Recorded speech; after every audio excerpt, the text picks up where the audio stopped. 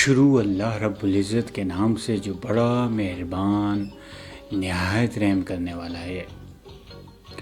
آج ہم political landscape میں پاکستان کے موجودہ سیاسی بحران اور معاشی مسائل سے متعلق بات کرنا چاہیں گے۔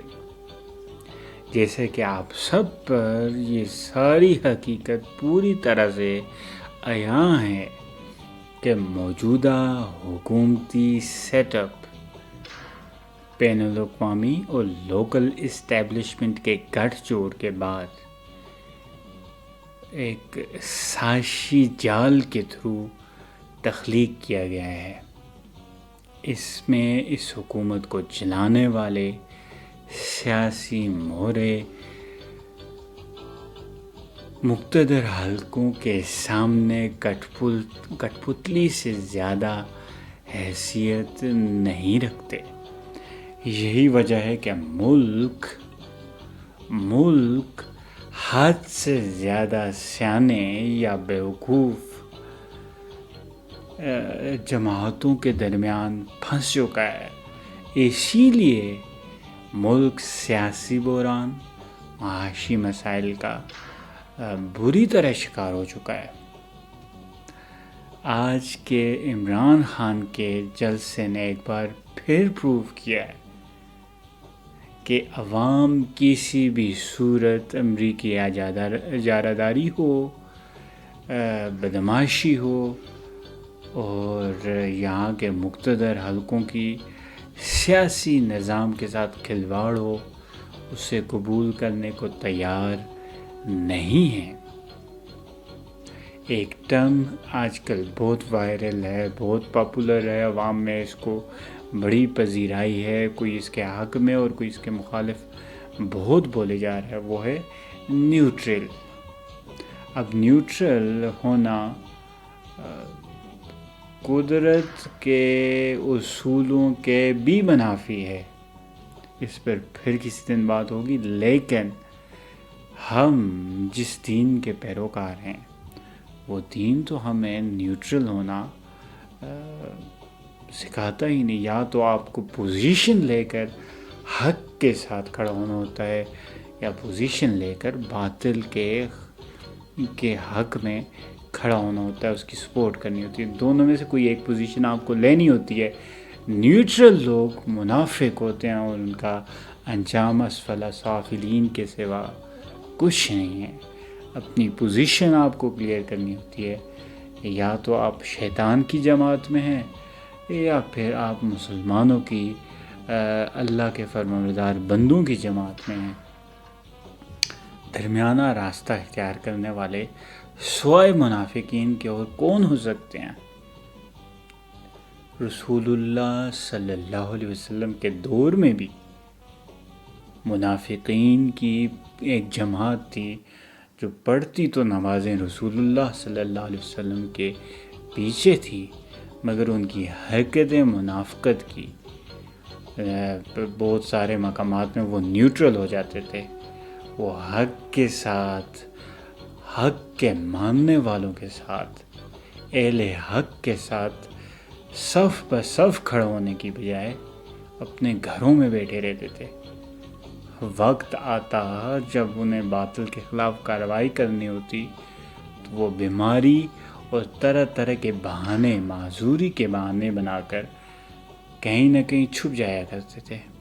اللہ اور اس کے رسول صلی اللہ علیہ وسلم اس حقیقت سے آگاہ تھے، تبھی تو اللہ نے قرآن میں بہت سارے مقامات میں، ایک سورت تو پوری نام ہی المنافقین ہے یا سورہ منافق ہے، قرآن میں جگہ جگہ ان منافقوں کی جماعت کا ذکر ہے اور پھر ان کا برا انجام، اس کا بھی تذکرہ کیا گیا ہے۔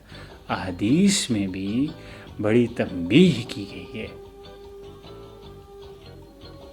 تو نیوٹریلٹی سوائے منافقت کے کچھ بھی نہیں ہے، اور یا تو آپ کو اہل حق کے ساتھ پوزیشن لینا ہوگی یا پھر باطل کے آگے سجدہ ریز ہونا ہوگا۔ افسوس کی بات ہے کہ آج ہماری مقتدر قوتیں ہوں، اقتدار میں بیٹھے ہوئے بڑے بڑے سپولے ہوں، ریچھ ہوں، کیا نام لیا جائے، یہ تو معصوم جانور ہیں، اپنا حلال تازہ شکار کر کے زندگی گزارتے ہیں. جانوروں کا نام بھی لینا توہین ہے یہاں پہ. ہاں، گدھ کا آپ تذکرہ کر سکتے ہیں جو مردار کھاتا ہے. اور اسی طرح سے اس وقت جو چور لٹیرے اس ملک پر قابض ہیں وہ بھی حرام اور مردار کھانے والے. افسوس کی بات ہے کہ جو مقتدر حلقے ہیں جنہیں فائٹ کرنا تھا اس کرپشن کو، جنہیں ایک یہ جو مسلط گروہ ہے اس ملک پہ، کرپٹ ایلیٹ ہے، اس کے خلاف کارروائی کرنی تھی، موقع آنے پر وہ کیا کہتے ہیں کہ جیسے گدھے کے سر سے سینگ غائب ہوں، ویسے سامنے سے پردہ سکرین سے یا میدان چھوڑ کر بھاگ گئے. جب انہیں پوزیشن لینی تھی، دشمن کے خلاف کارروائی کرنی تھی، وہ اپنی تلواریں کند کر کے اپنے گھروں میں بیٹھ گئے. بہرحال اس وقت خان صرف ایک خان ہی ہوپ نظر آ رہا ہے ہمیں، یا پھر چند 1 2 3 لوگ جو میڈیا میں زندہ ہیں ابھی ضمیر ان کے، وہ اس کرپشن کے خلاف بولے جا رہے ہیں، وہ اس بوسیدہ نظام کے خلاف اپنے مسل دکھا رہے ہیں. گو کہ ان کو ان مقتدر حلقوں نے اور اس اقتدار پہ قابض غداروں نے بہت زیادہ پریشرائز کر رکھا ہے. داد کے مستحق ہیں ایسے لوگ، ایسے صحافی، ایسے عام لوگ جو کہ اس وقت بھی معلوم ہے انہیں کہ اقتدار پر قابض لوگ اور مقتدر قوتیں ان کو بڑی اذیتیں دے سکتے ہیں، ان کے لیے مسائل کھڑے کر سکتے ہیں، اور کرتے بھی ہیں. اس کے باوجود وہ میدان میں اترتے ہیں، کبھی اسلام آباد میں، کبھی ملتان میں، کبھی لاہور میں، پاکستان کے مختلف شہروں میں نکلتے ہیں، سوشل میڈیا کے تھرو اپنی آواز کو بلند کرتے ہیں. داد کے مستحق ہیں ایسے لوگ. کہنے کا مطلب یہ ہے کہ اس وقت جو ملک میں سیاسی بحران، افراتفری، انتشار اور معاشی حالات بگڑے ہوئے ہیں، مہنگائی کا طوفان آیا ہوا ہے، غریب کلاس پہ ظلم ہو رہا ہے، مڈل کلاس پسی جا رہی ہے، اس کے پیچھے یہ بڑے بڑے ہاتھیوں کی کمکلی جن کا چونٹی جتنا دماغ ہے اور آپس میں لڑے جا رہے ہیں، اور نقصان صرف اور صرف عوام کا کیے جا رہے ہیں. چھوٹی سوچ کے بڑے ہاتھیوں نے اس ملک کے بہتر ہوتے نظام کو اپنے پیروں تلے رون ڈالا ہے. بہرحال عوام کو اللہ پر بھروسہ رکھ کر مثبت سوچ کے ساتھ اپنی جدوجہد کو جاری رکھنا ہے.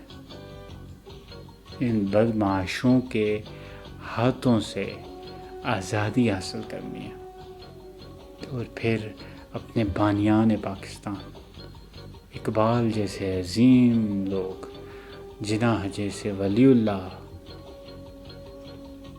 ان کی آئیڈیالوجی کو، ان کے نظریات کو فالو کرنا ہے، اور ایک ایسی ریاست اسٹیبلش کرنی ہے، ایسی مملکت قائم کرنی ہے، ایسی حکومت قائم کرنی ہے جو ہمارے دین اسلام کے اصولوں کو، اس دین کے احکامات کے عین مطابق ہو، مثالی اسلامی فلاحی ریاست ہو.